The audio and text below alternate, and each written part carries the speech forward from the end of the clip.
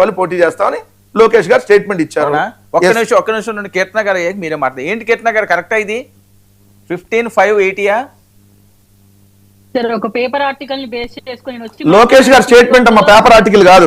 పొద్దున్న మీరు పేపర్లు చదవాలి, చదివితే అర్థం అవుతుంది. ఏబిఎన్ అండి అది ఏబిఎన్ పేపర్ ఆర్టికల్ తీసుకొని వచ్చి మాట్లాడుతున్నాడు. ఒక విషయం ఆలోచించండి అమ్మా, TDP working president Nara Lokesh TDP వాళ్ళతో సమావేశమై కోఆర్డినేటర్లతో ఎన్నికల్లో 3 పార్టీలకు 80:15:5 నిష్పత్తిలో సీట్లు ఇస్తున్నాము ఇదే అని చెప్పి త్వరలో జిల్లా మండల పరిషత్ ఎన్నికలు జరగబోతా ఉన్నాయని ఇచ్చిన స్టేట్మెంట్.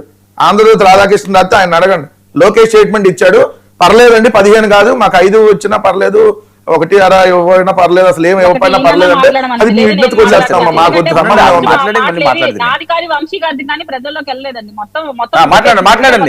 మాట్లాడండి.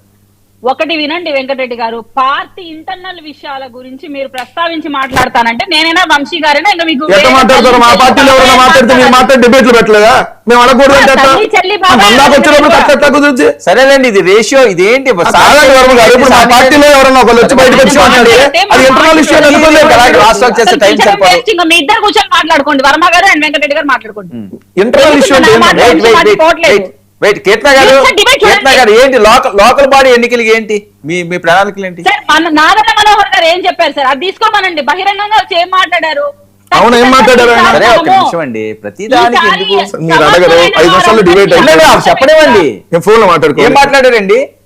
సమర్థులైన వాళ్ళందరికీ అవకాశం ఇస్తాము, మన బలాబలాలు చూసుకొని నిలబడదాము, మన బలాన్ని పెంచుకుందాము. నేను అదే అంటున్నాను, మీ బలబలాలు అంటే ఏంటి? ఎన్ని ఉండే అవకాశం ఉంది? ఎంత బలం ఉంది? ఇప్పుడే అది డిక్లేర్ చేయరు కదా సార్, ఇంకా టైం ఉంది కదా. బహిర్గతం చేస్తాం, అదేగా చెప్పగలుగుతాం. జగన్మోహన్ రెడ్డి గారు జిల్లాకు వచ్చి 1-2 ఇస్తారు కదా. జగన్మోహన్ రెడ్డి గారి కార్యాచరణ చెప్పండి. మేము అన్ని స్థానాల్లో సింగిల్ గానే పోటీ చేస్తాం. చెప్తారు కానీ టైం వేస్ట్ కదా. మీరే కదా మాట్లాడతారు. చెప్పండి ఫస్ట్ నేను వచ్చి ఆయన ఏం చెప్పాలనుకుంటున్నాడు? బెంగళూరు ప్యాలెస్ లో కూర్చో ఉన్నాడు కదా, ఆయన ఏమనుకుంటున్నాడు నేను చెప్పండి. బెంగళూరు ప్యాలెస్ లో ఉండేవాడి గురించి తల్లి చెల్లి పెళ్ళామంట. అవును, మీరు న్యాయం చేయకపోతే మాట్లాడతారు. కుటుంబంలో ఉన్న ఆడవాళ్ళకి న్యాయం చేయడం, బయట వచ్చే ఆడవాళ్ళకి న్యాయం. సరే అమ్మా, ముందు నేను 2వ వారికి న్యాయం 1వ వారికి న్యాయం అడగట్లేదు కదా. నెక్స్ట్ వాళ్ళు న్యాయాలు అడుగుతున్నారు. ఇక్కడ మొత్తం అంత ప్రతిదానికి మీరు అడ్డుపడి అడుగుతారండి. గురించి మీరు మాట్లాడే మాటలకి ఏమైనా సంబంధం ఉందా? యాప్ ఏంటి అని అడిగారు వర్మ గారు, దానికి మీరు ఏం చెప్పాలి? ఒకడు వచ్చి రప్ప అని గొడ్డలు చూపించి ఇంకా 3 ఏళ్ళు నరుక్కుంటూ పోతామని వీడియోలు చేస్తున్నాడు. నేను మీకు పంపిస్తాను వర్మ గారు. మీ ప్లాన్ ఏంటి? లోకల్ బాడీ సార్, మేము లోకల్ బాడీ ఎలక్షన్స్ లో అన్ని సీట్లలో పోటీ చేస్తున్నాం, మెజార్టీ స్థానాలు మేము గెలుస్తాం ఈసారి. సో ఇది మా ఎజెండా. వాళ్ళ ఎజెండా ఏందో చెప్పమనండి. మా 2 సంవత్సరాల పరిపాలన చూసి ఓటు అడిగి ఇదిగోండి వాళ్ళు 10వ పరక అయితే మేము తీసుకుంటాం. నిన్న నాదెండ్ల మనోహర్ గారు అదే చెప్పారు. నాయకత్వం రాష్ట్రం మొత్తం లేదు కదా, అక్కడక్కడే ఉంది కదా, బలంగా ఉన్న చోట తీసుకుంటాం. ఈస్ట్ వెస్ట్ లో 10-20 సీట్లు తెలుగుదేశం వాళ్ళు ఇలా ఇస్రేస్తే అలా తీసుకుంటాం అంటే తీసుకోండి, ఎవరు వద్దన్నారు? ఇప్పుడు లోకేష్ ఆల్రెడీ రేషియో డిసైడ్ చేశాడు. మీరు లోకేష్ గారు రేషియో డిసైడ్ చేసినాక మీరేంది, ఇక మీరేం లేదనే కదా అక్కడ. ఇదేం చంద్రబాబు నాయుడు గారు పవన్ కళ్యాణ్ కూర్చొని బీజేపీ వాళ్ళు కూర్చొని లోకేష్ డైరెక్ట్ గా డిసైడ్ చేసి ఇచ్చాడు.